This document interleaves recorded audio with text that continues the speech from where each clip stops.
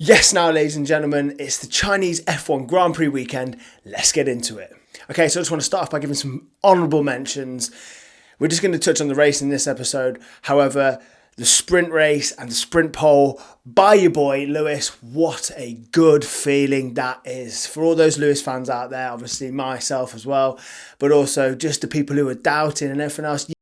Yes, it's just a sprint weekend, but it's just nice to see, and it's obviously gives us fans hope.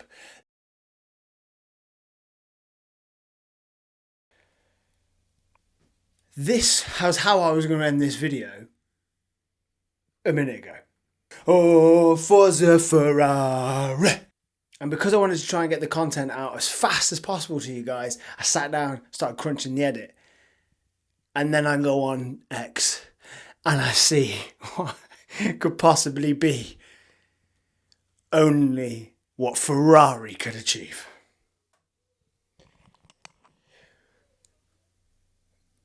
It's going to be a long season. That we're not just going to see what we previously see in Ferrari drivers where we just don't get what they went there for. Anyway, on to the race. It's really good to see Oscar take a pole position and obviously the race win. Congratulations to him and obviously the Papaya team. They proved what they did last weekend. It was also proof in the pudding, but they did struggle a little bit, and Lando Norris is obviously struggling with his brakes at the end, which is kind of an interesting one. I've never really seen that before in F1, with the brake getting longer, but actually the brakes not being affected too much, to the point that actually in the end he was just coasting and George was catching and catching. I mean, give it a few more laps, that could have been a totally different story for George. On the Mercedes side of things, well done to Kimi. He got driver of the day, which is really good to see again. This guy is going to be something in the future. A lot of people say it. I remember watching him in F2, and even though he wasn't in the best car and he wasn't getting the best results, he was doing good things and showing real promise with actually not a great car. So now he's got a good car. We're seeing this already. I mean, George is right up there, which is bit of a kick in the teeth for us fans of Mercedes. I mean, where would Lewis be in a Merc like that? So hopefully Ferrari can come back from where they came from.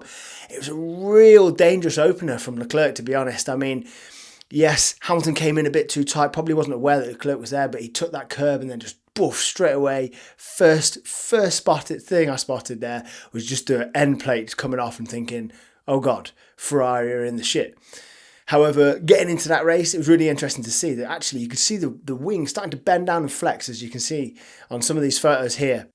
Going back to the brakes, it was unfortunate for Alonso to get what he got, because I really wanted to see what the Aston Martin could actually do this weekend, given Stroll's performance last weekend and obviously Stroll's performance this weekend. Lance Stroll. I thought it was a really good weekend for the rookies this weekend, especially because we're starting to see them battle with each other a little bit. They're not taking the fight sometimes to other drivers that have been in the sport for a while, but we're kind of seeing more battles between them, which is kind of just what you see in F2, and they're bringing that through. They're getting their feelers out.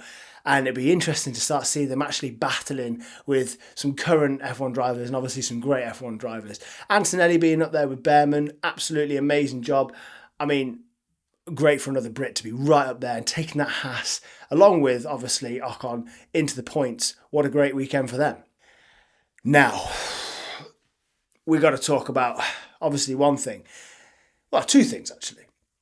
The first being, just like an opening video, you would have thought, where's Max? Why aren't we speaking about Max? And that's actually because, quite frankly, Max was in no man's land for ages. We just didn't see much from him. But that's where I think this came in. He knew where he was within the race. He managed his expectations. He managed his tyres. And the natural fact when it came to it, obviously with the Ferrari, trying things out with Lewis, swapping them and then pitting him and hopefully coming back at them, which didn't quite work out. But Max just keeping that going and actually coming back into the race in the end. But we really have to talk about what is the key element of this whole thing. It happened last weekend, it happened in the sprint race, and now we are talking about it again. Lawson.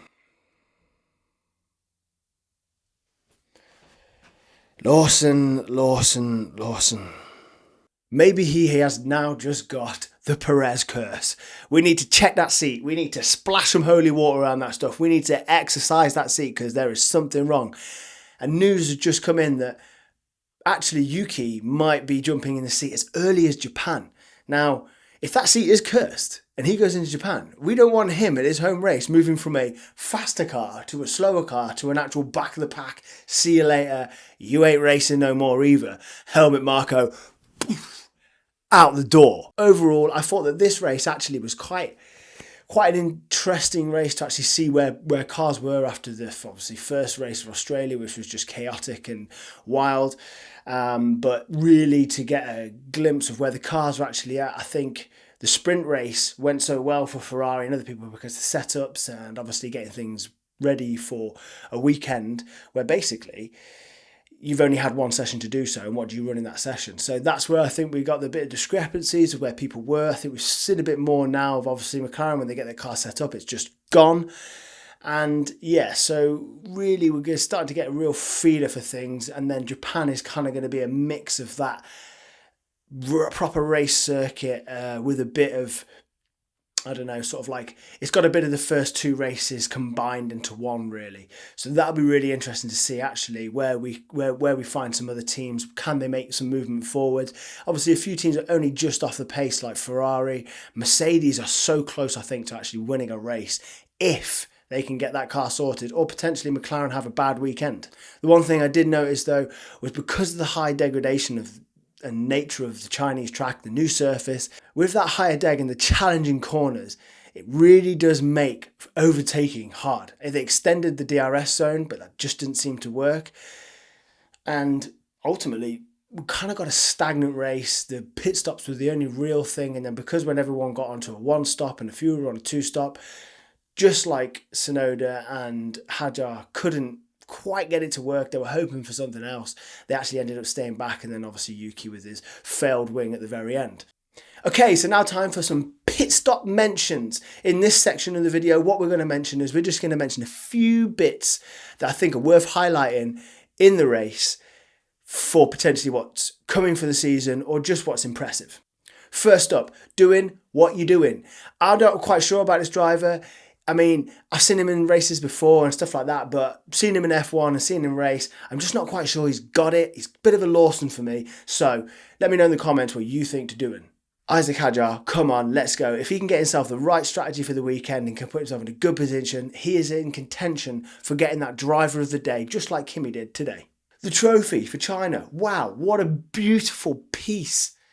That is one you want to have on your mantle. That is one you want to win. And obviously, it goes to Oscar. What a great win. Well deserved. Lance Stroll. Obviously, we got to put it to him. I mean, it kind of doesn't feel right to be doing this, but he had a great first race.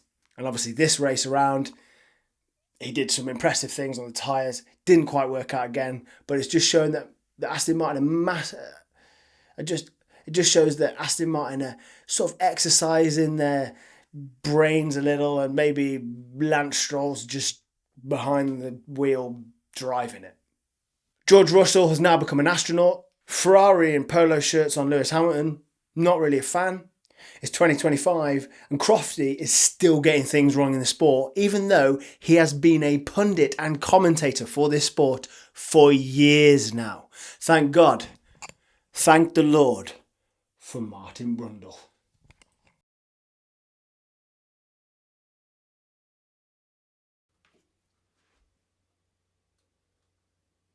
Jokers. Absolute jokers.